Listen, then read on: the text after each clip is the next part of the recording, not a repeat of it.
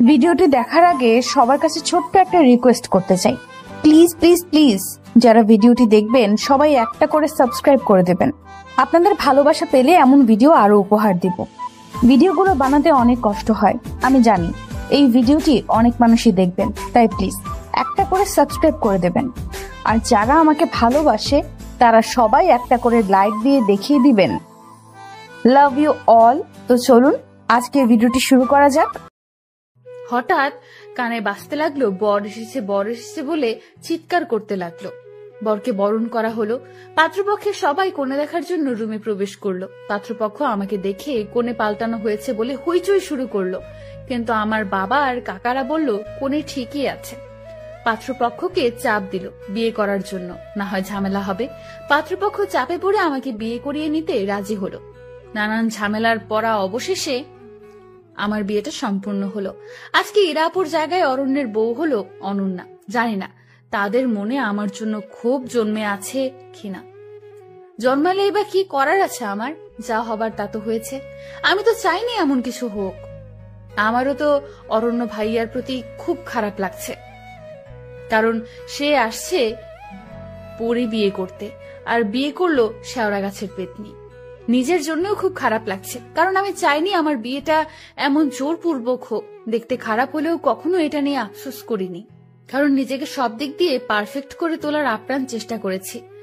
আর এই বিয়ে নিয়ে 8-10টা মেয়ের মতো আমারও একটা স্বপ্ন ছিল, আর আজকে চোখের সামনে আমার সব স্বপ্নগুলো ভেঙে গেল। নিজের অজান্তেই বুকের ভেতর হু হু করে উঠল, আর চোখ দিয়ে বৃষ্টি নামতে লাগলো। আশেপাশের সবাই বলা বলি করতে লাগলো ইরা অনন্যার ভাগ্য খুলে দিয়েছে। তা না হলে অনন্যা এমন ছেলে কখনো বিয়ে করতে পারতো নাকি? এই কথাগুলো শুনে আমার মনটা আরো খারাপ হয়ে গেল। ভাগ্যের কাছে এভাবে হেরে যাব ভাবতেই পারিনি। অবশেষে বিয়ে সম্পূর্ণ হলো।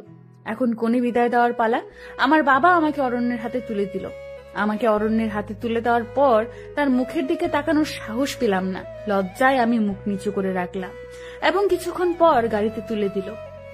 আমি বাবার বাড়ি ছেড়ে শ্বশুর বাড়ি যাচ্ছি, কিন্তু 8-10টা মেয়ের মতো স্বপ্ন নিয়ে যাচ্ছি না, হাজারো স্বপ্ন ভেঙে যাচ্ছে। ভাগ্যের পরিহাস এমন হবে বুঝতে পারিনি। অবশেষে ব্যস্ত শহরের পথ পেরিয়ে আমি শ্বশুরবাড়ি পৌঁছালাম। শ্বশুরবাড়ির বাকি সবাই আমাকে দেখে কানাকানি করতে লাগলো, কি সর্বনাশ করেছে অরণ্য। এক তো মধ্যবিত্ত ঘরে বিয়ে করেছে, তার মধ্যে মেয়ে হলো অসুন্দর। মেয়ে দেখার সময় সবার চোখ কপালে ছিল নাকি? এই মেয়েকে অরণ্যের সাথে মানায় না, এমন সর্বনাশ অরণ্য নিজ হাতে কেন করলো? এসব শুনে মনটা আরো ভাঙতে লাগলো। কোন রকম সবাই তুলে আমাকে ঘরে নিল। খেয়াল করলাম ঘরটা ভীষণ সাজানো গোছানো, চারদিকে ফুলের সুবাস ছড়াচ্ছে। আজ এই ঘরে ইরা আপু আসার কথা ছিল। ভাগ্যের লীলা খেলায় আমি আসলাম। ঘরে নিভু নিভু আলোতে চুপ করে বসে রইলাম। হয়তো এই সময় অন্য মেয়েরা বসে থাকে স্বামীর অপেক্ষায়, আর আমি বসে আছি এক অনিশ্চিত ভবিষ্যতের অপেক্ষায়। হঠাৎ খেয়াল করলাম অরণ্য ঘরে ঢুকেছে। ওনাকে দেখে আমার পুরো শরীর ভয়ে কাঁপতে লাগলো। জানি না কি কথা সম্মুখীন হতে হবে আমাকে। এসব ভেবে ভয়ে কুকড়ে যেতে লাগলাম। খেয়াল করলাম উনি আমার দিকে তাকিয়ে আছে। হঠাৎ করে লক্ষ্য করলাম আমার শরীর ভীষণ কাঁপছে। উপরে তাকালাম, মনে হলো ফ্যান আমার উপরে পড়ে যাবে। সবকিছু উল্টাপাল্টা লাগছে। আমার এখন কি করা উচিত বুঝতে পারছি না। কিছুক্ষণ পর চোখ বন্ধ করে ধপাস করে শুয়ে পড়লাম। আস্তে আস্তে শরীর নিস্তেজ হয়ে কাঁপতে লাগলো, কষ্ট হতে লাগলো খুব। হঠাৎ খেয়াল করলাম কেউ আমার হাত ধরেছে।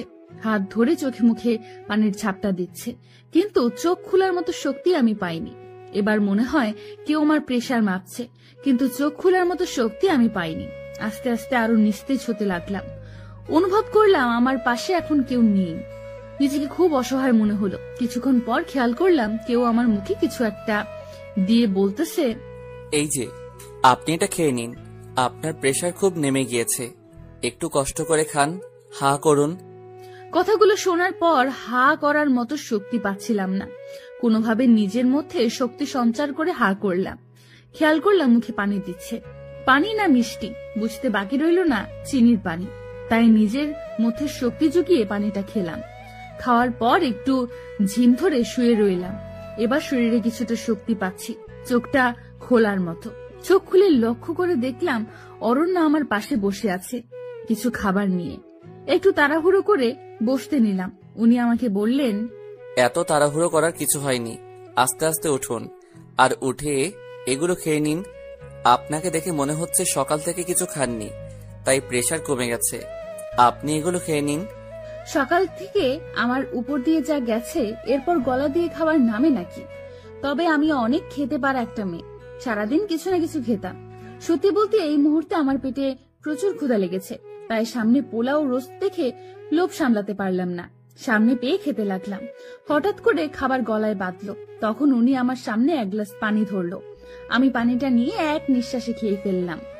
উনি আমাকে কি ভাবছে সেটা আমি দেখার প্রয়োজন মনে করছি না। আমি আমার আপন মনে খেতে লাগলাম। খাওয়া শেষ করে আমি রিল্যাক্স মুডে শুয়ে পড়লাম, আর উনি খাবার প্লেটটা টেবিলের উপরে রাখতে গেল। যাক, লোকটাকে যতটা খারাপ ভাবছি ততটা খারাপ না, এটা ভেবে মনটা শান্ত হলো। কিন্তু হুট করে উনি বললেন, আপনি কি ঘুমিয়ে পড়েছেন? না ঘুমালে আপনার সাথে একটু কথা ছিল। আমি নড়ে চড়ে বসলাম। না, আমি ঘুমাইনি। কেন, কি বলবেন বলুন? উনি এবার গম্ভীর গলায় বললেন, সত্যি বলতে সবার চাপে পড়ে আমি আপনাকে বিয়ে করেছি। আমি আপনার বোন ইরাকে প্রথম দেখাতে ভালোবেসে ফেলেছি। সেই জায়গায় আপনাকে কেন জানি না, চাইলেও মানতে পারছি না। আপনাকে আমি আঘাত দিয়ে কথাটা বলতে চাইনি। আমি সোজা সাপটা ছেলে, যা বলি সরাসরি। না মানারও একটা কারণ আছে। আশা করি আপনি যথেষ্ট বুদ্ধিমতী, আর সে কারণটা বুঝতে পেরেছেন। ওনার কথা শুনে কেন জানি না তেমন কোনো খারাপ লাগলো না। কারণটা আর কি হবে? কারণটা হলো আপু সুন্দর, আমি অসুন্দর। আমি তো আগেই বুঝেছিলাম। আমার বিয়েটা 8-10টা মেয়ের মতো হয়নি, তাই ওনাকে জবাব দিলাম, আপনাকে জোর করে আমাকে মানতে হবে না। আমি নিজেও চাইনি আমাকে এভাবে বিয়ে দেওয়া হোক। বিয়ের দিন ইরা আপুকে কোথাও খুঁজে পাওয়া যাচ্ছিল না, কোথায় গেল কেউ বলতে পারবে না। তাই আপুর কোনো রিলেশন ছিল নাকি না এটা কারো জানা ছিল না। এই সময় কি করবে কেউ বুঝে উঠতে পারেনি। আর ওই বাড়িতে আমি ছাড়া আর কোনো বিবাহযোগ্য মেয়ে ছিল না, তাই সবার জোরাজোরিতে আমি রাজি না হয়ে পারলাম না। আমি জানি এরা আপুর তুলনায় আমি কিছুই না, আপু সুন্দর, আমি অসুন্দর। কিন্তু এটা নিয়ে আমার কোনো আফসোস হয়নি। আমি নিজেকে সব সময় পারফেক্ট ভাবে গড়ে তোলার চেষ্টা করেছি, কিন্তু ভাগ্যের কাছে এভাবে হেরে যাব বুঝতে পারিনি। আপনি চিন্তা করবেন না, আমি কখনো জোর করে কিছু করব না। সময়টা একটু পার হতে দিন। আপনি চাইলে আমি আপনাকে ডিভোর্স দিয়ে দেব। আমার কথা শুনে উনি বেশ চমকে গেলেন। উনি হয়তো আশা করেননি আমি এমন কিছু বলবো। কিছুক্ষণ স্তব্ধ থেকে উনি উত্তর দিলেন, সে যাই হোক, সময় সব বলে দিবে। আপাতত আমি আপনাকে মেনে নিতে পারবো না। আপনি এ বাড়িতে এসেছেন মেহমান হিসেবে। আপনার যেন কোনো সমস্যা না হয় সে বিষয়টা খেয়াল রাখবো।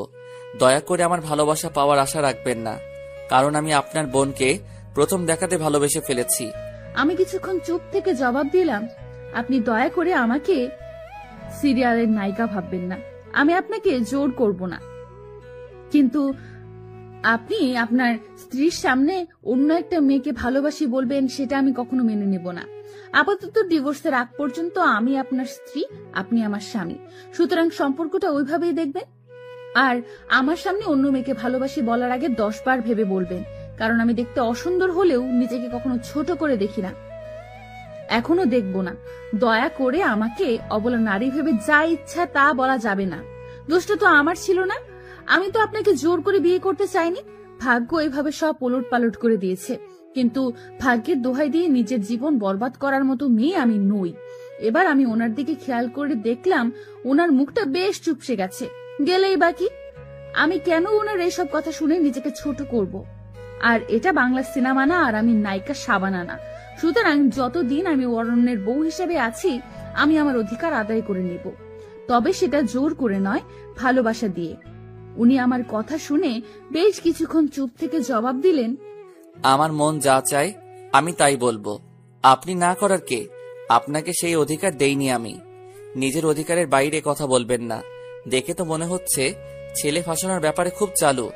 ওনার কথা শুনে মাথায় রাগ উঠে গেল, তবুও নিজেকে শান্ত করে জবাব দিলাম, আপনাকে আমার চরিত্রের সার্টিফিকেট দিতে বলেছি?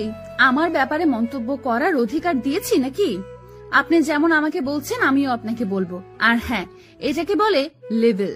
আর হ্যাঁ, আপনাকে যেমন আমাকে তেমনই হতে হবে। দেখেন, আপনি কিন্তু বেশি বকবক করছেন। আপনাকে দেখে তো প্রথম ভাবলাম কথা বলতে জানেন না, এখন তো দেখছি আপনার মুখ দিয়ে কথার ফুলঝুরি ফুটেছে। আমার সাথে লাগতে আসবেন না। আমি এবার শান্ত হয়ে জবাব দিলাম, বকবক আপনি শুরু করেছেন। দেখতে অসুন্দর বলে কি ভেবেছেন, অবলা নারী? সিরিয়ালের মতো আপনাকে উপরে শুইতে দিব আর আমি নিচে শুয়ে পড়ব? তা হবে না মশাই, আমার পাশে এসে ঘুমান। আপনি তো বেশ ডেঞ্জারাস মেয়ে, আপনার পাশে আমি ঘুমাবো কেন? আমি ব্রুটা বেশ কুচকে বললাম, তাহলে কোথায় ঘুমাবেন? জবাবে উনি বললেন, পাশের রুমে ঘুমাবো। আমি হাসি দিয়ে বললাম, তা হবে না মশাই, আপনি এখানেই ঘুমাবেন। উনি আমার কথা শুনে বেশ অবাক হলেন মনে হয়। কিছুক্ষণ চুপ থেকে রাগ রাগ ভাব নিয়ে আমাকে বলল, আপনি কিন্তু বেশি বাড়াবাড়ি করছেন। সে যাই করি, আমি ঘুমালাম, তবে রুম ছেড়ে ঘুমানো যাবে না। রুম ছেড়ে ঘুমালে আমি কিন্তু আপনার সাথে চলে আসব। উনি বেশ চমকিত পুলকিত হয়ে আমাকে বলল, আপনি তো বেশ নাছর বান্দা। ওকে, রুম ছেড়ে যাব না, আমি নিচে ঘুমাচ্ছি, এবার আমায় একটু রেহাই দিন। আমি মুচকি হেসে জবাব দিলাম, ওকে ভূত মশাই। উনি ভ্রুটা কুচকে বলল, ভূত মশাইটা কে আবার? আমি হাসতে হাসতে বললাম, কেন আপনি? উনি অবাক হয়ে বলল, এর মধ্যেই আপনি আমার নাম ঠিক করে ফেলেছেন? হ্যাঁ করেছি। উনি বিরক্ত হয়ে জবাব দিলেন, আপনি সত্যি পাগল একটা মেয়ে, সেটা কি আপনি জানেন? আমি হেসে তাকে জবাব দিলাম, সেটা নতুন করে বলার কিছু নেই। আমি একটু নাছর বান্দা, সবাই জানে। আপনি ঘুমান, আর হ্যাঁ ধন্যবাদ এত কিছু খাওয়াবার জন্য। সবগুলো খাবার আমার প্রিয় ছিল, শুধু চিনির পানি ছাড়া। উনি কিছুটা চুপ হয়ে বলল, দোহাই লাগে, এবার চুপ হন, আমাকে ঘুমাতে দিন। আমি হাত দিয়ে মুখ চেপে ইশারা দিলাম ঘুমান। এরপর উনি ঘুমিয়ে পড়লেন। আপনারা হয়তো আমার এরকম আচরণ দেখে অবাক হচ্ছেন, আমি এরকম কেন করলাম। সত্যি বলতে আমি ছোটবেলা থেকে এমন নাছরবান্দা আর পাগলাতে।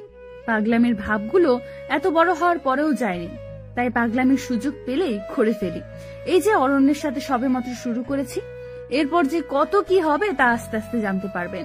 যাই হোক, সেদিনের মতো ঘুমিয়ে পড়লাম। পরদিন সকালে উঠে আমি খেয়াল করলাম উনি নাক ডেকে ঘুমাচ্ছে। এমন ভাবে নাক ডাকছে মনে হয় ভূমিকম্প হচ্ছে। আমি কি করব বুঝতে না পেরে এক গ্লাস পানি নিয়ে ওনার নাক বরাবর ঢেলে দিলাম। ভূত মশাই খপ করে উঠে বসে বলতে শুরু করলো, কি হলো, আপনি এভাবে গায়ে পানি দিলেন কেন? মাথার সব ছিঁড়ে গেছে নাকি আপনার? আমি এবার হাসতে হাসতে বললাম, মাথা আমার ঠিক আছে। এমন ভাবে নাক ডাকছেন মনে হয় 7 মাত্রায় ভূমিকম্প হচ্ছে। লক্ষ্য করলাম উনি বেশ রেগে আছে আমার কথা শুনে। কিছুক্ষণ দম ধরে বসে থেকে আমাকে বললেন, দেখেন, এসব মজা আমার একদম পছন্দ না, আর এমন করবেন না। কালকের থেকে একের পর এক করে আমাকে জ্বালাচ্ছেন। শেষমেশ আমি এ কোন পাগলের পাল্লায় পড়লাম? আল্লাহ, আমায় রেহাই দাও। আমি ব্রুটা কুচকে বললাম, হয়েছে হয়েছে, এত কষ্ট পেতে হবে না। আমি এখনো আপনাকে কিছুই করিনি, এতে হতাশ হওয়ার মতো কিছু হয়নি। এখন আমাকে সবার সাথে পরিচয় করিয়ে দিন। আমি তো বাসার কাউকে চিনি না। ভূত মশাই রাগী গলায় বললেন, কারো সাথে পরিচয় হওয়ার দরকার নেই, বাসায় অনেক মেহমান, আপনার বাহিরে যাওয়ার দরকার নেই, ঘরে বসে থাকুন। উনি আরো কিছু বলতে যাবে, ঠিক সেই সময় কে যেন দরজায় নক করলো আর বলল, অরণ্য, দরজাটা খোল, বউ নিয়ে নিচে আয়, সবাই বউ দেখার জন্য অপেক্ষা করতেছে। উনি আমার সাথে কোনো কথা না বাড়িয়ে ওই মহিলাকে জবাব দিলেন, ফ্রেশ হয়ে আসতেছি, তুমি যাও। আচ্ছা, গেলাম আমি। উনি উঠতে যাবে, ঠিক তখনই আমি ওনাকে বললাম, আচ্ছা আপনার বাসায় কে কে আছে বলুন না আমায়। এবার উনি রেগে গিয়ে বললেন, আপনার এত কিছু জানতে হবে না, অতিথি হয়ে আসছেন, সময় মতো চলে যাবেন। বাসায় কে আছে এটা জেনে আপনার কি হবে? ওনার কথাগুলো শুনলে গা জ্বলে যায়, কিন্তু আমিও নাছর বান্দা, যতক্ষণ না বলবে আমি ওনাকে উঠতে দিব না। তারপর আমি বললাম, আপনি না বললে আপনাকে উঠতে দিব না, আগে বলেন কে কে আছে। বলবো না কে কে আছে? কি করবেন আপনি? আপনি একরোখা হলেও আমিও আপনার চাইতে বেশি একরোখা। আমি কিছুই বলবো না। আমি গলায় একটা কাশি দিয়ে বললাম, বলতে হবে না, যান ওয়াশরুমে যান। উনি আমার হার মানা দেখে বেশ খুশি হলো, কিন্তু যখন ওয়াশরুমে যেতে লাগলো আমি পাটা বাড়িয়ে দিলাম। আমার পায়ে ওনার পা লেগে হোঁচট খেয়ে পড়ে গেলেন। তখন তিনি বললেন, আমি মুচকি এসে বললাম, কোথায়, আমি তো কিছু করিনি। আপনি বলেননি তাই শাস্তি পাচ্ছেন। যদি এবারও না বলেন তাহলে আপনার জন্য আরো অনেক কিছু অপেক্ষা করছে। এবার ভেবে দেখুন কি করবেন। উনি বেশ ভালো করেই বুঝতে পারলেন আমি আসলে একটা নাছর বান্দা। ইচ্ছে করে এমন করেছেন কেন বলেন? আমার পরিবারে বাবা, মা, আমি আর আমার বড় বোন আছে। বাবা বিদেশে থাকে সব সময়, আর মা দেশে থাকে, প্রায় সময় অসুস্থ থাকেন। আর বড় বোন স্বামী নিয়ে লন্ডন থাকেন। একটু আগে যে মেয়েটা ডেকে গেলেন উনি আমার বড় বোন। আর আমার বাবা আমার বিয়েতে আসেনি, উনি সবসময় ব্যস্ত থাকেন। আচ্ছা, তাহলে আপনার বাসায় রান্না করেন কে? উনি রাগ হয়ে বললেন, এটাও কি আপনার জানতে হবে? আমি এবার ভাব মাখা মুখ নিয়ে বললাম, হ্যাঁ ভূতমশাই। উনি মুখটা বাঁকিয়ে উত্তর দিলেন, বাবুর্চি রান্না করে। এবার আমাকে ওয়াশরুমে যেতে দিন। আপনিও রেডি হন, বাসার সবাই নিচে অপেক্ষা করছে। পারলে একটু ভালো করে সেরে যাবেন, না হয় মান সম্মান আর থাকবে না। বিয়ে তো করেছেন ফাঁসিয়ে, সেটা তো আর কেউ বুঝবে না। সুতরাং একটু গুছিয়ে যাবেন নিচে, পরে সময় আর সুযোগ মতো আলাদা হয়ে যাব আমরা। আশা করি বুঝতে পারছেন। কথাটা শুনে বুকের ভেতর কাঁপতে লাগলো। যতই হোক উনি এখন আমার স্বামী হয়, কোনো মেয়েই চাইবে না সে ডিভোর্সি হোক। খারাপ লাগলেও নিজেকে বেশ সামলে ভূতমশাইকে জবাব দিলাম, আমি ওই ময়দা মেখে নিচে যেতে পারবো না। আমি যেমন ওই রকমই যাব। কে কি বললো তাতে আমার যায় আসে না। ময়দা মেখে নিজের সৌন্দর্য বাড়ানোর কোনো ইচ্ছা নেই আমার। আশা করি বুঝতে পারছেন। উনি এতক্ষণে বেশ ভালোই বুঝতে পারছেন যে আমি খুব নাছুরবন্দা। তাই উনি শুধু বললেন, আপনার যা ইচ্ছে করুন, যেভাবে ইচ্ছে ওইভাবেই নিচে যান, আমার তাতে কিচ্ছু যায় আসে না। কথাগুলো বলে ওয়াশরুমে ঢুকে গেলেন। এর মধ্যেই আমি খেয়াল করলাম সারা ঘর অগোছালো হয়ে আছে, তাই ঘরটা গোছানো শুরু করলাম। আলমারি থেকে ওনার কাপড় বের করে বিছানায় সাজিয়ে রাখলাম, যাতে করে ওয়াশরুম থেকে এসেই হাতের নাগালে উনি সব পেয়ে যায়। ওনার ঘড়ি, ওয়ালেট সব একত্রে এক জায়গায় রাখলাম। আমিও একটা শাড়ি পরে নিলাম। যতটুকু সম্ভব নিজেকে ময়দা ছাড়া গোছানোর চেষ্টা করলাম। সব কিছু ঠিক করতে করতে খেয়াল করলাম উনি ওয়াশরুম থেকে বের হয়েছে। ওয়াশরুম থেকে বের হয়ে সারা ঘরটা দেখে একটু অবাক হয়েছে। বিছানার উপর ওনার কাপড়গুলো দেখে বললেন, এখানে এগুলো কে রেখেছে? ঘরটা এত তাড়াতাড়ি পরিপাটি করে কে গুছিয়ে দিয়ে গেল? আমি লাজুক স্বরে জবাব দিলাম, এসব কিছু আমি করেছি। আমার কথা শুনে উনি বেশ চুপসে গেলেন। চুপসানো মুখ নিয়ে আমাকে বলল, এত কিছু করতে কেউ তো আপনাকে বলেনি, এত কিছু করতে গেলেন কেন? আমি বেশ সাজালো গলায় জবাব দিলাম, আমার ঘর আমি গুছিয়েছি, তাতে আপনার কি মশাই? উনি ভ্রু কুচকে বলল, আপনার ঘর মানে? এটা আপনার ঘর কবে হলো? আমি হাসি হাসি মুখে উত্তর দিলাম, স্বামীর ঘরেই তো স্ত্রীর ঘর হয়। বিয়েটা যেভাবেই হোক, ডিভোর্সের আগ পর্যন্ত আমি আপনার স্ত্রী, আপনি আমার স্বামী। সুতরাং ঘর গোছাতে আমি পারবো নিশ্চয়ই। ভূতমশাই রাগে গলায় বললেন, আপনি একটু বেশি বকেন। আর আপনাকে এই ড্রেস বের করতে কে বলেছে? আমি তো এটা পরবো না। আমার কাছে এটা ভালো লেগেছে, তাই এটা বের করেছি। এটা পরলে আমি খুশি হব। উনি এবার গম্ভীর একটা মুড নিয়ে জবাব দিলেন, আপনার খুশিতে আমার কি যায় বা আসে? করছেন তো ফাঁসিয়ে বিয়ে, আবার অধিকার ফলাতে আসছেন। লজ্জা হওয়া উচিত আপনার। এই কথাটা শুনে বুকের ভেতর হু হু করে কষ্টের সাইরেন বেজে উঠল। চোখের কোণে হালকা মেঘও জমতে শুরু করলো। তবুও নিজেকে অনেক শক্ত করে ওনাকে বললাম, আপনার ইচ্ছে মতো পরে নিন, সমস্যা নেই। তারপর উনি ওনার পছন্দ মতো একটা ড্রেস পরলেন। কিন্তু আমিও কম নাছোড়বান্দা নয়, এর শাস্তি ওনাকে পেতেই হবে। কি করে কি করা যায় বেশ ভাবতে শুরু করলাম। ভাবতে ভাবতে চিন্তার আকাশে হাবুডাবু খেতে লাগলাম। হঠাৎ করে ভূতমশাইয়ের তুড়ির শব্দে চিন্তার ঘোর কাটলো। ভূতমশাই তুড়ি বাজাতে বাজাতে বললেন, এই যে আপনি উপরে তাকিয়ে কি দেখছেন? না তেমন কিছু না। কিছু হয়েছে বলুন। আপনি আর কোনোদিন আমার অনুমতি ছাড়া আমার আলমারিতে হাত দিবেন না, বুঝছেন? আমি কথাটা শুনে বেশ এসে লুটুপুটি খাচ্ছিলাম। লুটুপুটি খেয়ে তুড়ি বাজাতে বাজাতে বললাম, ওই হ্যালো, আলমারিতে হাত দিতে অনুমতি লাগে নাকি? আমাকে জ্ঞান দিতে আসবেন না, আমি অন্যায় কিছু করিনি। উনি বেশ বিরক্ত হয়ে আমাকে বললেন, আপনি সত্যি পাগল একটা মেয়ে, আপনার মাথার তার সব ঢিলা। আমি আবার হাসতে হাসতে বললাম, ভূতমশাই একটু ভুল বলে ফেলছেন। উনি ওনার বিরক্ত মাখা মুখ নিয়ে প্রশ্ন করলেন, কি ভুল শুনি? আমি হাসি দিয়ে বললাম, আমার মাথার তার ঠিলা না। তো আপনার মাথার তার কি? আমার মাথার তার তো সব ছিঁড়া। এবার খেয়াল করলাম ওনার মুখের বিরক্তির মাত্রা বেশ বৃদ্ধি পেয়েছে। বিরক্তি মাখা মুখ নিয়ে বললেন, দোহাই লাগে, এবার চুপ করুন, আপনার বকবক থামান, এবার নিচে চলুন, আমাকে মুক্তি দিন। আমি আমার শাড়ির আঁচল নাড়তে নাড়তে বললাম, চলুন। এবার দুজনে নিচে গেলাম। নিচে যাওয়ার পর খেয়াল করলাম সবাই আমার দিকে কেমন ভাবে তাকাচ্ছে, আর আমার দিকে দেখে বলছে, অরণ্যের কি কপালে চোখ ছিল নাকি? এমন একটা মেয়ে কেউ বিয়ে করে আনে নাকি? তার উপর মেয়ের পরিবার বেশি ধরি না। কি দেখে অরণ্য এই মেয়েকে বিয়ে করলো আল্লাহ জানে। একের পর এক এইসব কথা শুনে আমার মনটা ভীষণ খারাপ হতে লাগলো।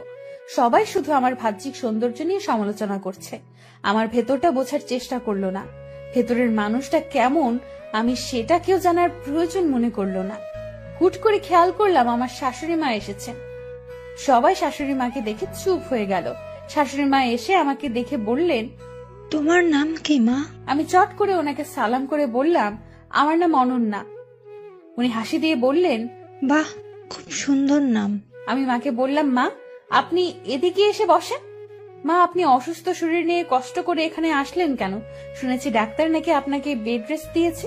এ শরীর নিয়ে এখানে আসার কি দরকার ছিল? আপনি বললে আমি আপনার রুমে চলে যেতাম। আমি আপনার রুমটা চিনলে সকালে উঠে আমি আপনার রুমে চলে যেতাম, কিন্তু আপনার রুমটা চিনি না। তাছাড়া এই বাড়িতে আমি নতুন, তাই চিনতে পারিনি। চিনলে আমি চলে যেতাম।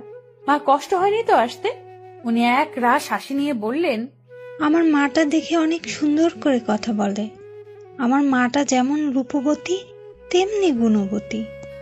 মায়ের মুখে রূপবতী কথাটা শুনে যেন নিজের চোখে অঝরের বৃষ্টি নামতে লাগলো। জীবনে প্রথম কেউ আমাকে রূপবতী বলেছে। নিজেকে সামলাতে অনেক চেষ্টা করলাম, কিন্তু জানি না কেন আঘাতটা সামলাতে পারলাম না। তাই মাকে ধরে হু করে কেঁদে বললাম, মা আপনি আমাকে রূপবতী বলছে? আমাকে আজ পর্যন্ত কেউ রূপবতী বলেনি। আপনার মুখে রূপবতী কথাটা শুনে কেন জানি না আবেগটাকে সামলাতে পারলাম না। শাশুড়ি মা আমার মাথায় হাত বুলিয়ে দিয়ে বললেন, সবাই তোমার বাইরের রূপটা দেখেছে, কিন্তু ভেতরের রূপটা কেউ দেখেনি। তোমার ভেতরের রূপটা যদি কেউ দেখতো তাহলে সবাই তোমাকে রূপবতী বলতো। আমি যে তোমার ভেতরের রূপটা উপলব্ধি করতে পেরেছি, যার কারণে তুমিই আমার কাছে সবচেয়ে রূপবতী। আমি আমার মেয়ের মুখে সব শুনেছি বিয়ের ব্যাপারে। শোনো মা, আমার ছেলে তোমার কপালে ছিল, তাই তোমার সাথে এভাবে বিয়ে হয়েছে। আমার ছেলের ভাগ্যে তুমি ছিলে। কে কি বললো কান দিবে না, কারণ মানুষ যাই বলুক নিজের কাছে যেটা সঠিক মনে হবে সেটাই করবে। মানুষের কাজ কথা বলা। মনে রাখবে, যখন তোমাকে কেউ নেতিবাচক মন্তব্য করবে ভেবে নিবে সে তোমার জয়ে ঈর্ষান্বিত।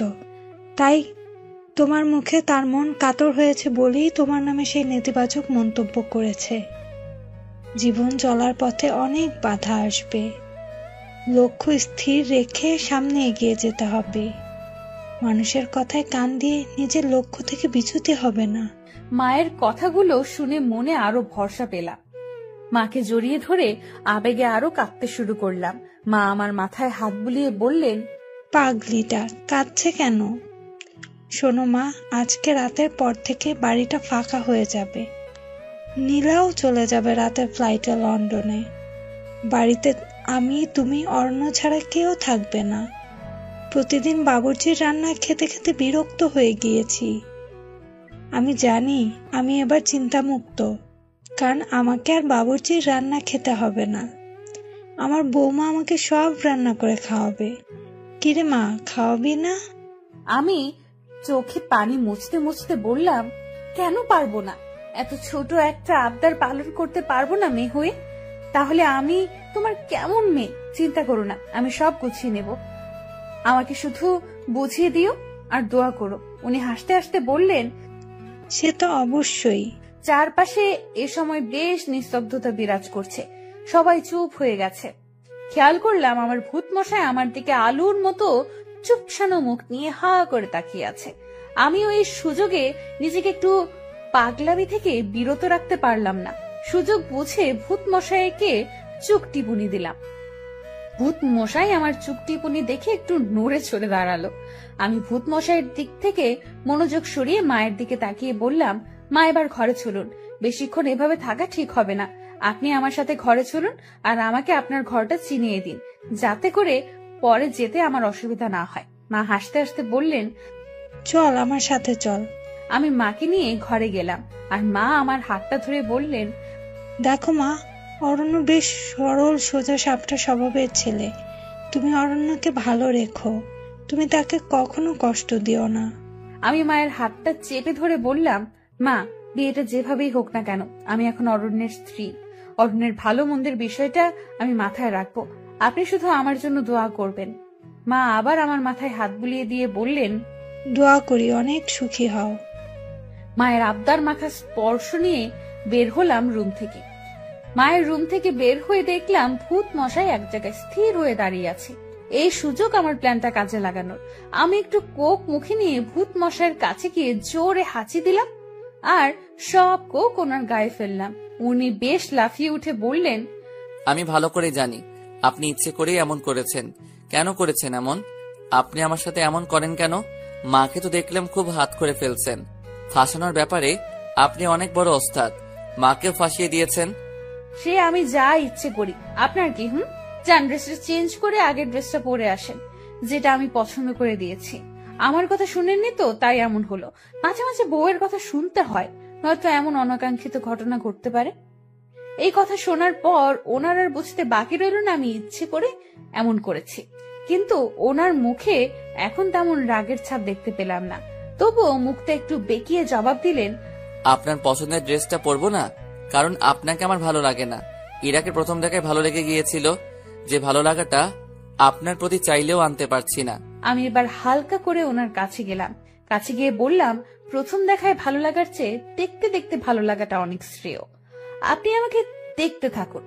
এই কথা বলে চোখ টিপুনি দিয়ে আবারও বললাম, ওই ড্রেসটা পরলে অনেক ভালো লাগবে, পরবেন কিন্তু? পরবো না।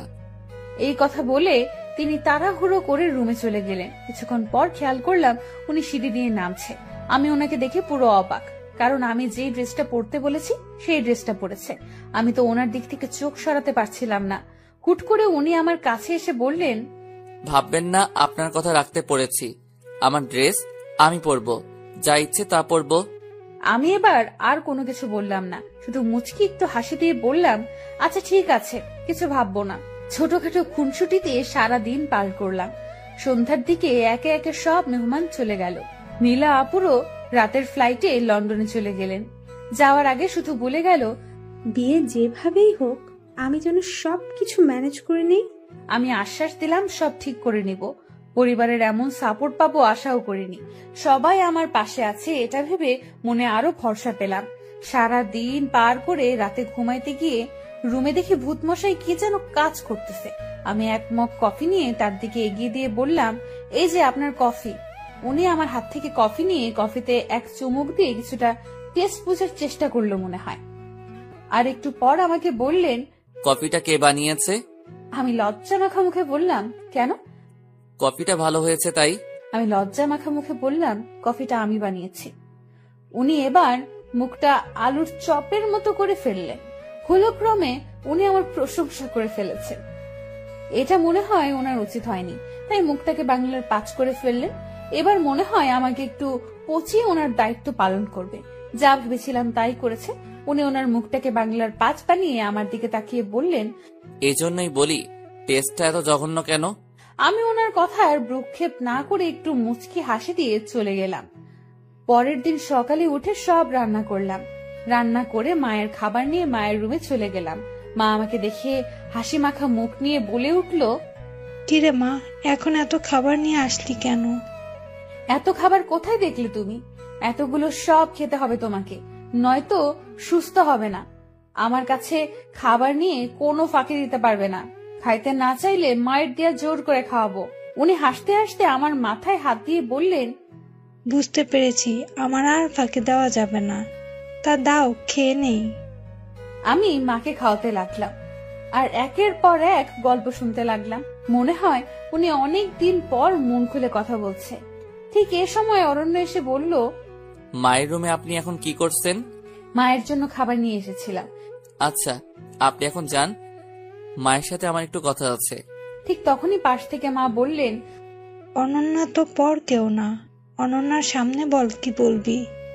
না মা, আমি একা কথা বলতে চাই। আমি আর কিছু না বলে মায়ের পাশ থেকে উঠে চলে আসলাম। কিছুক্ষণ পর উনি কথা শেষ করে খাবার খেতে আসলেন। আমি খাবারগুলো খেতে দিলাম। খেয়াল করলাম গপ গপ করে খাবার খাচ্ছে। এরপর আমি বললাম, আরে মশাই আস্তে খান, সব শেষ হয়ে গেলে আবার রান্না করব। মানে এগুলো কে রান্না করছে? লাজুক মুখে জবাব দিলাম, এগুলো সব আমি রান্না করেছি। এই জন্যই বলি এত জঘন্য কেন। কথাটা বলে উনি খেতে লাগলেন। আমি তখন বললাম, জঘন্য খাবার এভাবে খাচ্ছেন, ভালো খাবার হলে কিভাবে খেতেন? আমার কথাটা কানে তুললেন না মনে হয়, খেয়ে যাচ্ছে। এবার ওনাকে বললাম, এই যে শুনছেন, হ্যাঁ, কি বলবেন বলুন। আমি একটু বাইরে যেতে চাই, কিছু জিনিস কিনতে হবে, রান্নার জন্য কিছু সবজি লাগবে। আমি গেলে মন মতো কিনে আনতে পারতাম। আপনি গেলে যান, কিন্তু কি দিয়ে যাবেন? একটা গাড়ি আমি নিয়ে যাব। আরেকটা গাড়ি থাকলেও ড্রাইভার নেই। ড্রাইভারের স্ত্রী অসুস্থ, তাই ছুটি নিয়ে বাড়ি গিয়েছে। আপনি কিভাবে যাবেন? আমি মুচকি হেসে বললাম, সেই গাড়ির চাবিটা দিয়ে যান, আমি একাই যেতে পারবো। উনি অবাক হয়ে বললেন, একা চলে যেতে পারবেন মানে? গাড়ি কে চালাবে? কেন আমি চালাবো? আমার এই কথা শুনে এবার উনি বেশ চমকে উঠলেন। আমার মুখ থেকে উনি এমন কথা আশা করেননি হয়তো। তারপর আমাকে জিজ্ঞেস করলেন, আপনি গাড়ি চালাতে পারেন? আমি হাসতে হাসতে বললাম, হ্যাঁ পারি। অসুন্দর বলে নিজেকে কখনো ছোট ভাবিনি। সবকিছু শেখার চেষ্টা করেছি, নিজেকে পারফেক্ট ভাবে গড়ে তোলার চেষ্টা করেছি। আমার কথা শুনে উনি কিছুক্ষণ আমার দিকে তাকিয়ে রইলেন এবং বললেন, আচ্ছা, আমি চাবি দিয়ে যাব। তারপর উনি আমাকে চাবি দিয়ে চলে গেলেন। আস্তে আস্তে দিন কাটতে লাগলো, অরণ্যের সাথে খুনসুটিগুলো বাড়তে লাগলো। খেয়াল করলাম অরণ্য অনেক পরিবর্তন হতে লাগলো। এর মধ্যে হুট করে একদিন অরণ্য অফিস থেকে এসে আমাকে বলতে লাগলো, আপনি একটু তাড়াতাড়ি রেডি হন, আপনাকে নিয়ে এক জায়গায় যাব। অরণ্যের এমন কথা শুনে আমার মনটা খুশিতে নাচতে শুরু করলো। কিন্তু অরণ্য আমাকে নিয়ে কোথায় যাবে জানার জন্য মনটা ছটফট করতে লাগলো। তাই নিজের আবেগ আর সামলাতে পারলাম না। অরণ্যকে জিজ্ঞেস করলাম, আপনি আমাকে কোথায় নিয়ে যাবেন? অরণ্য বেশ রাগ রাগ গলায় বলল, আপনাকে রেডি হতে বলেছি, আপনি রেডি হন। এত কিছু জানতে হবে না, একটু বকবক বেশি করেন, এত বকা ভালো না। যান, রেডি হয়ে আসুন। আমি মুখটা কাচুমাচু করে যেতে লাগলাম। উনি পেছন থেকে ডেকে বললেন, শুনেন। আমি হাসি দিয়ে পেছন ফিরে বললাম, হ্যাঁ বলেন।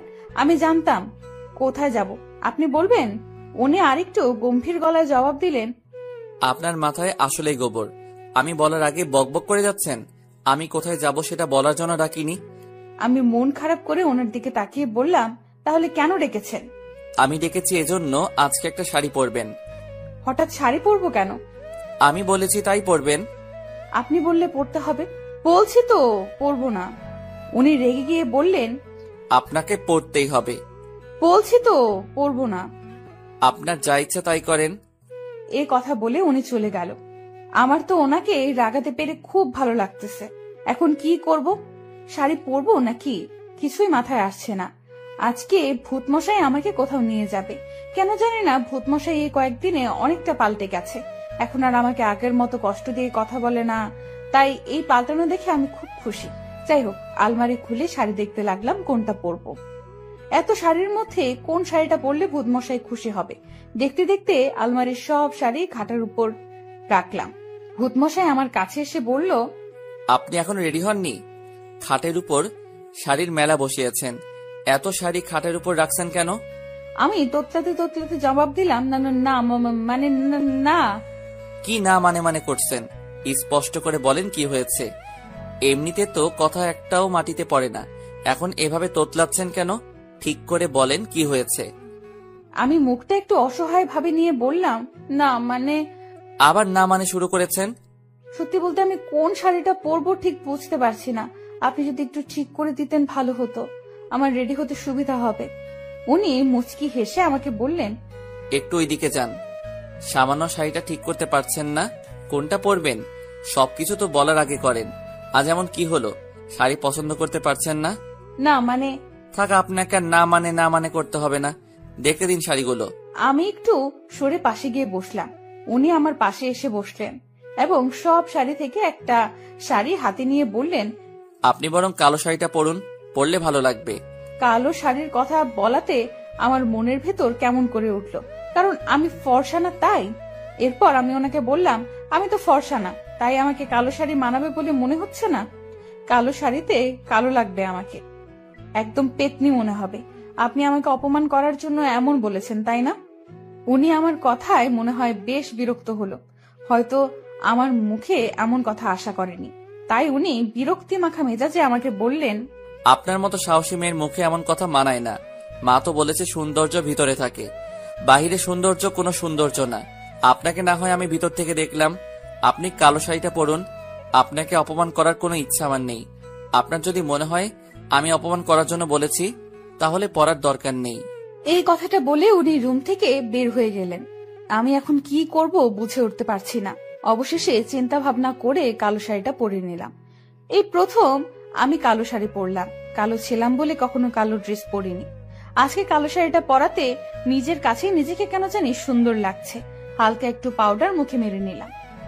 হঠাৎ করে খেয়াল করলাম উনি রুমে প্রবেশ করেছেন। রুমে প্রবেশ করে আমাকে দেখে বললেন, বাহ, আপনাকে খুব সুন্দর লাগছে। কালো কাজল পরলে আরো সুন্দর লাগবে, সাথে একটা বড় খোপা করলে। আমি কালো, তার উপর কালো কাজল পরলে চোখগুলো আরো কালো দেখাবে। সাদা কালো কোনো ভেদাভেদ নেই, ভেদাভেদ তো মানুষের দৃষ্টি করে। আপনাকে সুন্দর দৃষ্টিতে কেউ দেখলে অবশ্যই তার কাছে সুন্দর লাগবে। মানুষকে সুন্দর অসুন্দর তখন লাগে যখন মানুষের দৃষ্টি সুন্দর অসুন্দর হয়। আপনি চাইলে কালো কাজল পরতে পারেন, আপনাকে ভালো লাগবে। ভূত মশাইয়ের কথাগুলো শুনে মনের ভেতর রোমাঞ্চকর অনুভূতি আসলো। ওনার মুখে এমন কথা শুনে নিজের মধ্যে অসম্ভব ভালো লাগা কাজ করছে। সত্যি কখন যে ওনাকে ভালোবেসে ফেলেছি বুঝতে পারিনি। হঠাৎ করে ওনার ডাকে চিন্তার ঘোর কাটলো। কি ব্যাপার, কোথায় হারিয়ে গেলেন? না মানে। আবার না মানে? হয়েছে, এবার চটপট রেডি হন, আমি নিচে নামছি। এই বলে অরণ্য নিচে নামতে লাগলো। দরজার সামনে গিয়ে পেছনে তাকিয়ে বলল, এই যে শুনুন। জি বলেন। একটা টিপ পড়লে খারাপ লাগবে না, আর মাথায় খোপা করুন। অরণ্যের মুখে এসব কথা শুনে আমি লজ্জায় লাল হয়ে গেলাম। অরণ্য এভাবে আমাকে বলবে আমি কখনো ভাবিনি। অরণ্য এ বলে বাহিরে গেল। আমি টিপ আর খোপা করে নিচে নামলাম। খেয়াল করলাম মা নিচে বসে আছে।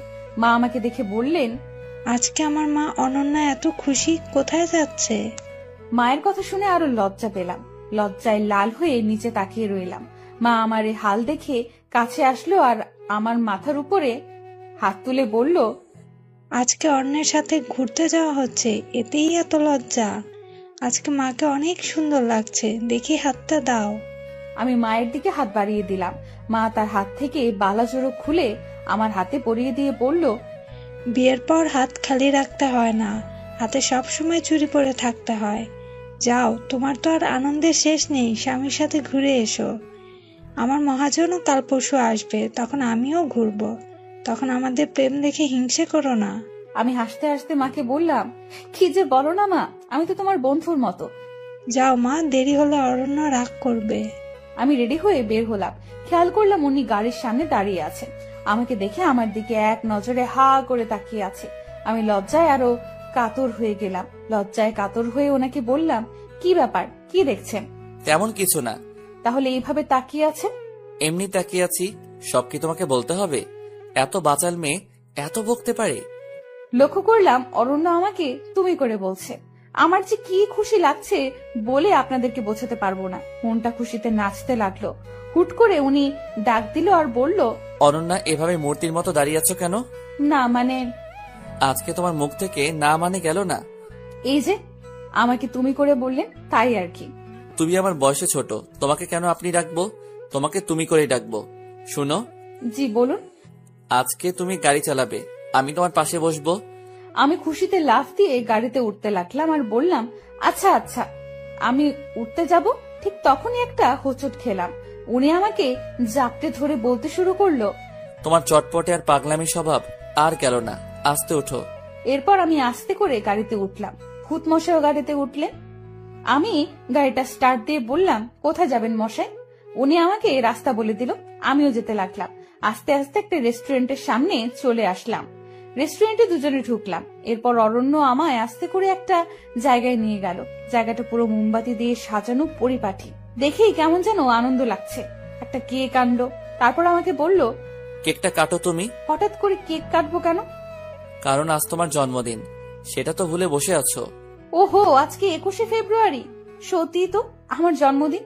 আমার জন্মদিন আপনি জানলেন কি করে? মা বলেছে। আমি খুশিতে আত্মহারা যে ভূত মশাই এমন একটা সারপ্রাইজ দিয়েছে। হঠাৎ করে ভূত মশাই একটা রিং বের করে আমাকে পরাতে নিল। ঠিক তখনই একজন মেয়ে ওয়েটার এসে ডাক দিল। আমরা ওয়েটারের দিকে তাকিয়ে চমকে গেলাম। ওয়েটারও আমাদের দিকে তাকিয়ে চমকে গেল আর মুখ লুকাতে লাগলো। কারণ এই হলো ইরা আপু। কিন্তু ইরা আপু এখানে কি করছে? ইরা আপু আমাকে আর অরণ্যকে দেখে চলে যেতে নিল। আমি ইরা আপুর হাতটা ধরে বললাম, তুই এতদিন কোথায় ছিলি? হুট করে কোথায় চলে গেলি? কিন্তু ইরাপু কোনো জবাব দিল না। আমি একের পর এক প্রশ্ন করতে লাগলাম। হঠাৎ করে ইরাপু আমাকে একটা কষিয়ে চট দিয়ে বলে উঠল, আমার কাছ থেকে সব ছিনিয়ে নিয়ে এখন মজা করা হচ্ছে? লজ্জা করে না তোর? আমার জীবনের এই অবস্থা করে আমার অরণ্যকে আমার কাছ থেকে কেড়ে নিয়ে নিজের করেছিস, আর এখন নাটক করছিস। আমি কোথায় ছিলাম? তোকে নাটকের সেরা পুরস্কার দেওয়া দরকার। অনেক নাটক শিখে গিয়েছিস, নাটক করে আমার জীবনের 12টা বাজে অরণ্যের গলায় ঝুলে পড়েছিস। তুই ভালো করে জানতিস তোর যে চেহারা, তোকে অরণ্যের মতো কেউই বিয়ে করবে না, তাই এত বড় নাটক করছিস। লজ্জা লাগে না এখন আমাকে এসব জিজ্ঞেস করতে? আমাকে খুব হিংসা করতে, তাই না? হিংসা কাতর হয়ে এমন করেছিস। নিজের বোনের সাথে এমন করতে লজ্জা লাগে না? আমি ইরাপুর কথা কিছুতেই বুঝতে পারলাম না। ইরাপু কি বলে মাথায় কিছুই ঢুকছে না। ইরাপু এসব দোষারোপ আমাকে করছে কেন? আমি তো এমন কিছু করিনি। আমি ইরাপুকে বললাম, আপু কি হয়েছে, এমন বলছিস কেন? আমি তো কিছুই বুঝতে পারছি না। আমি তোর কথার মানে বুঝতে পারছি না। আমাকে কেন এসব বলছিস? আমি কেন নাটক করতে যাব? কেন তোর ক্ষতি করতে যাব? আপু আমাকে মুখটা বেঁকিয়ে রাগান্বিত হয়ে বলল, এখন তো অরণ্যের সামনে নাকি শাসবি? একদম কিছু বুঝিস না। আর বুঝবি কিভাবে? তুই তো কিছুই করিস না, তাই না? আপু আমি তোমার কথার মানে বুঝতে পারছি না। সত্যি আমি কিছু করিনি। তুই কেন এমন করছিস? আমি সত্যি কথাগুলোর মানে বুঝতে পারছি না। পাশ থেকে অরণ্য বলে উঠল, ইরা তুমি আমাকে বলো কি হয়েছে, আর অরণ্যাকে এমন কথা বলছো কেন? অরণ্যা কি করেছে আমাকে একটু খুলে বলো। ইরা অরণ্যের দিকে অসহায়ের মতো তাকিয়ে গম্ভীর গলায় বলল, অনন্যাকে জিজ্ঞেস করো, সে না হয় আপনাকে উত্তর দিয়ে দেবে। আমার থেকে ভালো সে বলতে পারবে, কারণ নাটকের ডিরেক্টর তো অরণ্যা ছিল, আমি তো ছিলাম ভুক্তভোগী। অরণ্য আমার দিকে তাকালো। অরণ্যের মুখে এবার আমার প্রতি সন্দেহের ছাপ লক্ষ্য করা যাচ্ছে। বুঝা যাচ্ছে সে আমাকে অনেক সন্দেহ করতেছে। সন্দেহ মাখা মুখ নিয়ে বললেন, অরণ্যা কি করেছো তুমি? ইরা এসব কি বলছে? সত্যিটা বলো কি হয়েছে? আমার কাছে সব খুলে বলো, নাটক করবে না একদম। আপনি বিশ্বাস করেন আমি কিছু করিনি। ইরা আপু কেন এমন বলতেছে সেটাও বুঝতেছি না। এমন কেন বলতেছিস তুই? খেয়াল করলাম ইরা আপু খুব কান্না করতেছে। কেন এভাবে কান্না করছে সেটাও বুঝতেছি না। অরণ্য ইরা আপুকে সান্ত্বনা দিয়ে বলল, ইরা তুমি বলো কি হয়েছে? আর কি বলবো বলুন, আমার তো সবকিছু শেষ হয়ে গিয়েছে এই কাল নাগিনীর জন্য। এখন আর বললেও সব ঠিক হবে না। আমি চাই না আপনাদের মধ্যে কোনো ঝামেলা হোক, আপনারা চলে যান। ইরা তোমাকে বলতে বলেছি, বলো অনন্যা কি করেছে? খেয়াল করলাম ইরা আপু কাঁদতে কাঁদতে অরণ্যকে বলল, আপনার কি বিশ্বাস হয় আমি বিয়ের দিন বয়ফ্রেন্ড নিয়ে পালিয়েছি? অরণ্য শান্ত স্বরে জবাব দিল, সে তো আমি বিশ্বাস করিনি, কারণ তুমি তো বিয়ের আগে আমার সাথে ফোনে অনেক কথা বলতে। কিন্তু হঠাৎ কি এমন হলো? কোথায় গিয়েছিলে তুমি? খেয়াল করলাম ইরা আপু এবার বেশ কাঁদছে। কাঁদতে কাঁদতে ইরা আপু যা বলল সেটা শুনে আমার হার্টবিট বেড়ে গেল। মনে হয় এখানে দম বন্ধ হয়ে যাবে। এসব কেন বলতেছে কিছুই বুঝতে পারলাম না। আমার বুকটা ছিঁড়ে যাচ্ছে কথাগুলো শুনে। কারণ আপু বলল, আমি কোথায় গিয়েছিলাম সেটা কি আপনি জানতে চান? হ্যাঁ জানতে চাই। তখনই ইরা আপু বলল, সেদিন আমি ঘরে বসে সাজতে লাগলাম, হঠাৎ করে অনন্যার মোবাইল থেকে মেসেজ আসলো, আপু একটু লুকিয়ে বাহিরে আয়, অরণ্য ভাই আসছে তোমার সাথে দেখা করতে, তোমাকে সারপ্রাইজ দিতে। আমি ওর সরল মনে বের হলাম। আমার ভুল ছিল, আমি আপনাকে কল দেইনি। বের হয়ে দেখলাম বাইরে কেউই নেই, আশেপাশে ফাঁকা। অনন্যাকে কল দিলাম, সেও ফোন তুলছে না। হুট করে অনন্যার মোবাইল থেকে মেসেজ আসলো, একটু বাগানের দিকে আয়। অরণ্য সেখানেই দাঁড়িয়ে আছে। আমিও বাগানের দিকে গেলাম, কিন্তু কাউকে কোথাও দেখলাম না। আমি সামনের দিকে একটু এগোলাম, তারপর এই বলে ইরা আপু আবারও কাঁদতে লাগলো। অরণ্য তখন ইরা আপুর হাতটা ধরে বললেন, বলো তারপর কি হলো, কান্না থামাও। ইরা আপু কান্না থামিয়ে বলল, তারপর লক্ষ্য করলাম কয়েকটা লোক আমাকে ঝাপটে ধরলো, আমার মুখ চেপে ধরলো। আমি চোখেও কিছু দেখতে পেলাম না। কখন যে জ্ঞান হারিয়ে ফেললাম টেরই পেলাম না। জ্ঞান ফেরার পর লক্ষ্য করলাম আমি রনকদের বাসায়। অরণ্য বেশ অবাক হয়ে জিজ্ঞেস করলেন, রনকটা কে? ইরা আপু বলল, রনক হলো অনন্যার বেস্ট ফ্রেন্ড। যদিও রনক অনন্যা 2 বছরের বড়, তবুও তাদের ভালো ফ্রেন্ডশিপ ছিল। রনক আমাকে অনেক পছন্দ করত। অনন্যাকে বেশ কয়েকবার বলেছিল সে, কিন্তু আমি রাজি হইনি। আর সে সুযোগ অনন্যা নিয়েছে। আমার বিয়ের দিনে আমাকে গায়েব করে দিয়েছে আর ফাঁসি আপনাকে বিয়ে করেছে। অনন্যা আমার সাথে এমন করবে আমি ভাবতেও পারিনি। রনককে দেখে আমি চমকে গিয়ে জিজ্ঞেস করলাম, তুমি আমাকে এখানে নিয়ে এসেছো কেন? আমি তোমাকে ভালোবাসি ইরা। আমি চাই তুমি আমার হও। দেখো, অনন্যাও চাই তুমি আমার হও। তাই তো অনন্যা আমাকে সাহায্য করেছে। ইরা রনকের মুখে অরণ্যের নামটা শুনে অবাক হয়ে গেল। অবাক হয়ে রনককে জিজ্ঞেস করলো, অনন্যা তোমাকে সাহায্য করেছে আমাকে তুলে আনতে? আমি বিশ্বাস করি না। হ্যাঁ, আমি সত্যি বলছি। বিশ্বাস অবিশ্বাস তোমার ব্যাপার। আমি তোমাকে বিয়ে করতে চাই, আর সন্ধ্যায় বিয়ে করব। আমি সবকিছু ঠিক করে রেখেছি। এই কথাগুলো বলে ইরা আপু আবার কাঁদতে লাগলো। অরণ্য ইরার হাতটা আরো ভালো করে ধরে বললেন, এরপর তুমি ওখান থেকে কিভাবে এসেছো? এরপর আমি কোন রকম রনকের চোখ ফাঁকি দিয়ে বের হলাম। এরপর বাড়ি থেকে দেখি আপনার সাথে অনন্যার বিয়ে হয়ে গেছে, আর সবাই ভেবে নিয়েছে আমি পালিয়ে গিয়েছি। সেদিন আমার মুখটা দেখানোর মতো ইচ্ছা আর ছিল না, তাই বাড়িতে আর যাইনি। সরাসরি ফ্রেন্ডের বাসায় চলে যাই। সেখান থেকে একটা কাজ জোগাড় করি, আর এখানে একটা বাসা ভাড়া করে থাকা শুরু করলাম। তুমি একবার আমাকে বলতে পারতে ইরা। কি বলবো আপনাকে? কোন মুখে বলতাম আপনাকে? ততক্ষণে সব শেষ হয়ে গিয়েছিল। অনন্যার সাথে আপনার বিয়ে হয়ে গিয়েছিল। আমার তো এখানে বলার কিছুই ছিল না। অনন্যা আমার সাথে যা করেছে আমি তো তা করতে পারি না, কারণ অনন্যা আমাকে বোন না ভাবলেও আমি তাকে বোন ভাবি। আমি ইরা আপুর কথা শুনে চিৎকার করে কেঁদে বলতে লাগলাম, আমি এসব কিছুই করিনি। অরণ্য আমার গালে কষিয়ে একটা চড় দিয়ে বলল, তুমি এতটা নীচ আমি ভাবতে পারিনি। সামান্য টাকার জন্য নিজের বোনের সাথে এমন করতে পারলে? লজ্জা করলো না তোমার এমন করতে? আর এখন সবকিছু অস্বীকার করছো? আমি অরণ্যকে হাত জোর করে বললাম, সত্যি আমি কিছু করিনি, বিশ্বাস করে না আমাকে। ইরা আপু, কেন আমার নামে এমন মিথ্যা কথা বলছিস? কেন অরণ্যের চোখে আমাকে খারাপ বানাচ্ছিস? দেখতে অসুন্দর হতে পারি, কিন্তু আমার মনে উচ্চ আশা ছিল না, টাকা পয়সার মোহ আমার ছিল না। তাহলে কেন এমন বলতেছিস? কি ক্ষতি করেছি আমি তোর?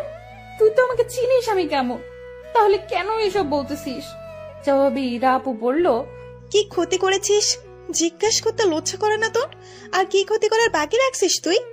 যা তুই আর অরণ্য সংসার কর, আর এখানে আসিস না। ওপাশ থেকে অরণ্য বলে উঠল, আমার সাথে অনন্যা যাবে না, তুমি যাবে? ইরা আপু অবাক হয়ে উত্তর দিল, আমি কোথায় যাব? আমার সাথে আমার মায়ের কাছে যাবে, আর মায়ের কাছে সব বলবে। আর যে কষ্ট অনন্যা তোমাকে দিয়েছে সেটা আমি অনন্যাকে ফিরিয়ে দিব। তুমি আমার সাথে চলো। না, আমি চাই না আপনাদের মাঝে কোনো ঝামেলা হোক। ঝামেলা তো তুমি করনি, ঝামেলা করেছে অনন্যা। সেটা শাস্তি তুমি কেন পাবে? আমি অরণ্যকে অনেকবার বোঝানোর চেষ্টা করলাম, কিন্তু বোঝাতে পারলাম না।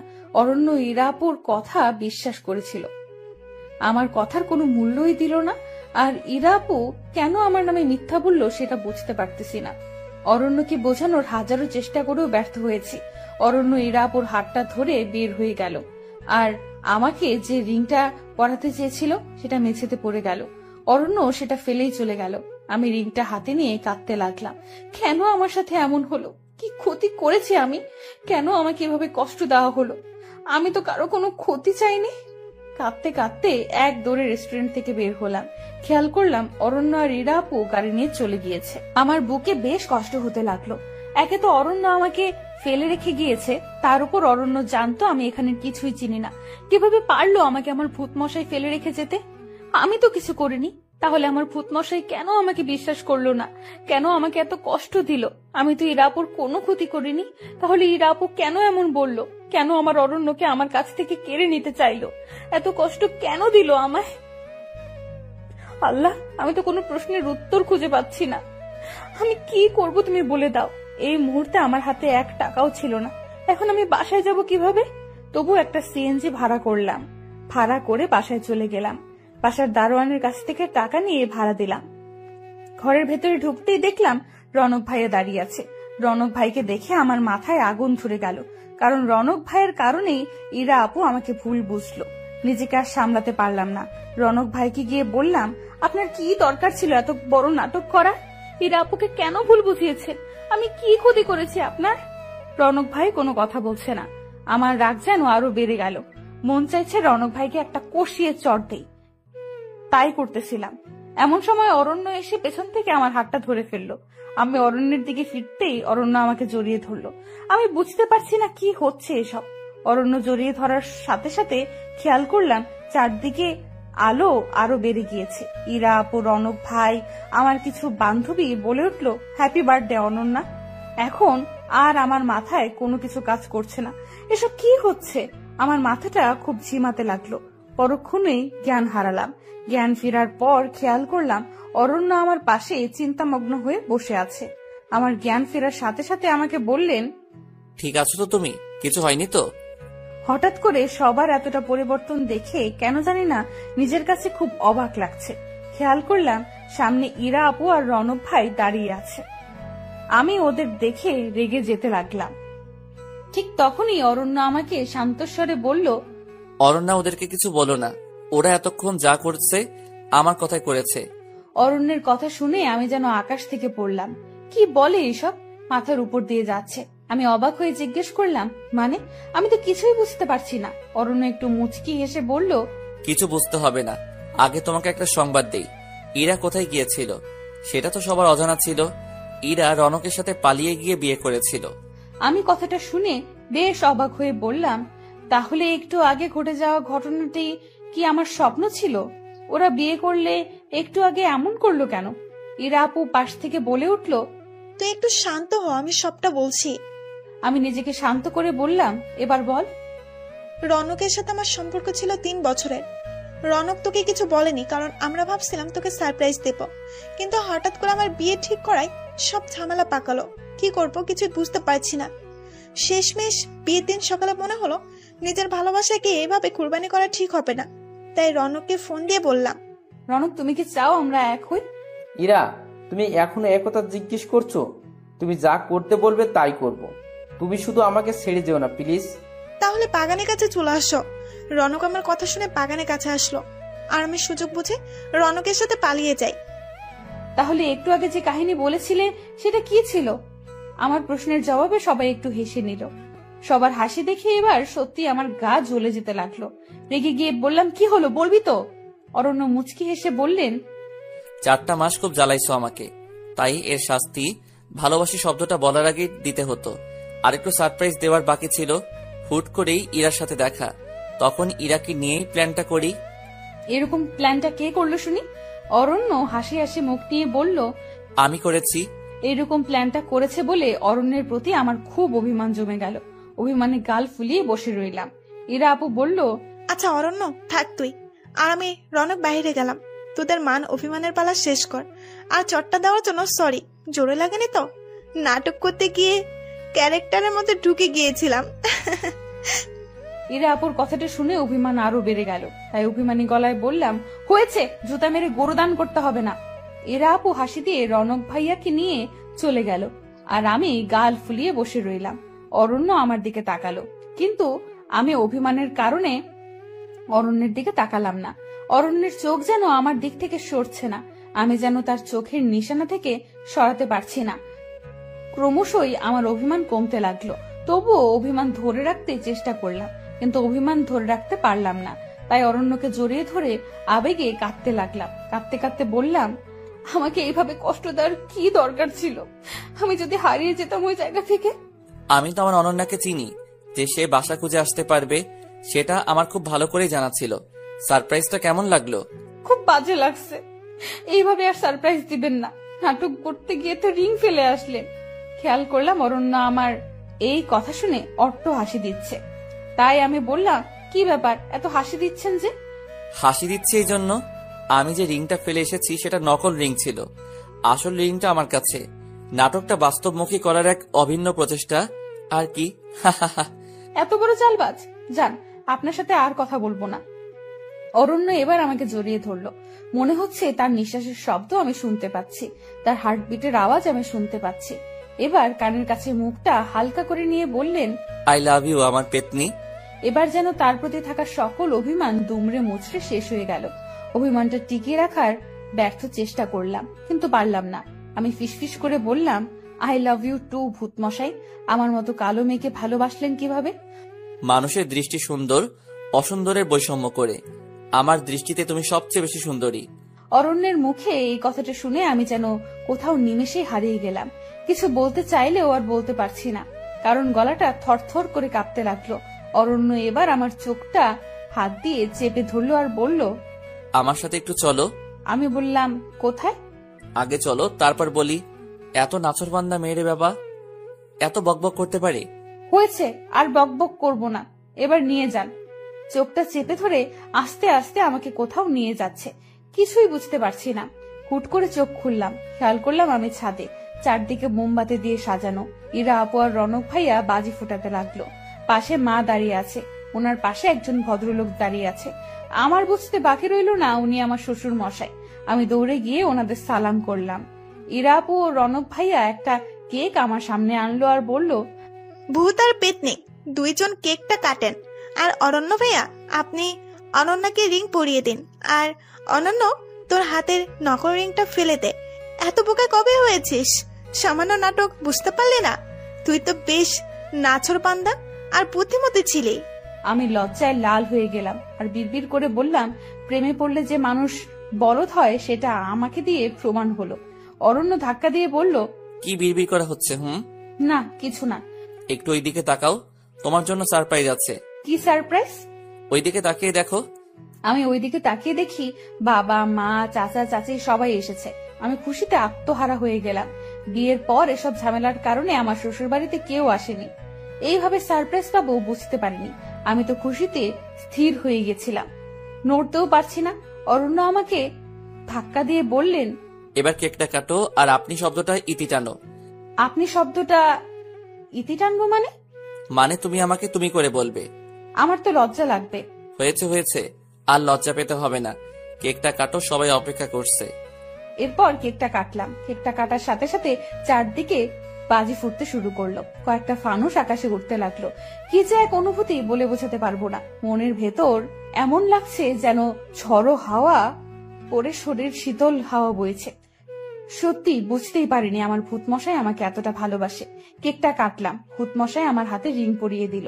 আমি লজ্জায় এক দৌড়ে রুমে চলে আসলাম। অরণ্য আমার পেছন পেছন রুমে আসলো। অরণ্যকে বললাম, আপনার তো।